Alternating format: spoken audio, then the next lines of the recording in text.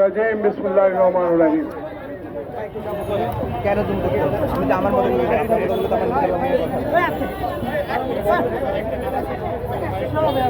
কত থেকে ইউজ করবো আমি হাই আমার কাজের সময় তৃণমূল নাগরিক আন্দোলন অতীতে বহুবার স্বৈরাচারী শেখ হাসিনা সরকারের পতনের আন্দোলনে দেশ নেত্রী বেগম খালেদা জিয়ার মুক্তি, বাংলাদেশে সকল সাংবিধানিক প্রতিষ্ঠানগুলো রক্ষার দাবিতে জাতির বিবেক যারা আজকে আমার সামনে স্বাধীনভাবে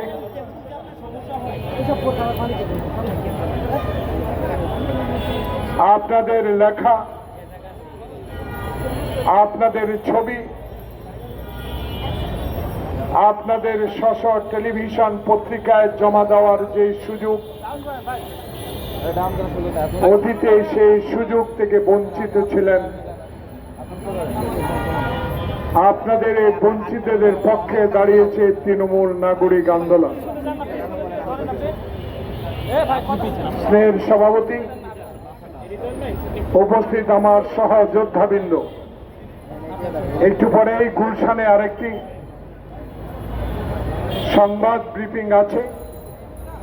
আমার প্রিয় বন্ধুগণ যারা বৃষ্টিতে ভিজে রোদে শুকিয়ে, একটু আগে একজন ইউটিউবি সাংবাদিককে দেখলাম পায়ে কাঁটা নিয়েও সংবাদ সংগ্রহ করতে এসেছেন। আমি আমার প্রিয় নেতা তারেক রহমানের পক্ষ থেকে ওনাকে সহানুভূতি জানাচ্ছি। আপনারাই সংবাদ সংগ্রহ করার মালিক, আপনারাই এখন এই সরকারকে আঙ্গুল দিয়ে দেখিয়ে দিতে হবে যেই সরকার সামনে আসবে ওনাদের দিয়ে যে নির্বাচন হবে, যে নির্বাচনে অতীতের সরকারগুলো যারা 16 বছর আপনাদেরকে কথা বলতে দেয় নাই, আপনাদের লেখনী বন্ধ করে দিয়েছে, আপনাদের বিবেকের স্থান জাতীয় প্রেস ক্লাব জোর চরের মতো দখল করেছে, তারাই আজকে কথা বলার সুযোগ পেয়েছেন একটি মাত্র কারণে, যে কারণটি ছিল বাংলাদেশে 16 বছরে গণতান্ত্রিক স্বাধীনতা মানুষের ছিল না। বাংলাদেশের ইতিহাসে এত জঘন্য সরকার কেউ কোনোদিন দেখে নাই। আমার বাবার বাংলাদেশ থেকে আমাকে সরাতে পারবে? প্রিয় ভাইয়েরা, আমার দু একটি কথা দয়া করে আপনারা যদি পারেন সংবাদে প্রকাশ করেন, দয়া করে। বাংলাদেশ যেদিন বুকে, যেদিন হাতে সেই উপাধি নিয়ে বাংলাদেশে আসলেন, সেদিন এই বাংলাদেশে সারা পৃথিবীর মানুষ বুঝতে পেরেছে এমন একটি ব্যক্তিও বাংলাদেশে জন্মায়, সেই ব্যক্তিটিকে আবারও 1 মাস হয় নাই ষড়যন্ত্র করে আবারও প্রেস ক্লাবের সামনে একত্রিত হয়ে এই সরকারকে অচল করতে চাচ্ছেন, এই সরকারকে অগণতান্ত্রিক সরকার বলে পরিচিত করতে চাচ্ছেন। প্রিয় ভাইয়েরা, সাবধান হতে হবে, চোখ কান খোলা রাখতে হবে। প্রিয় ভাইয়েরা, এখনো আওয়ামী লীগের সেই দোসররা বিভিন্ন স্থানে এখনো পদে বসে আছে। এদের পদচারণ বন্ধ করতে হবে। এরা কারা আপনারা জানেন?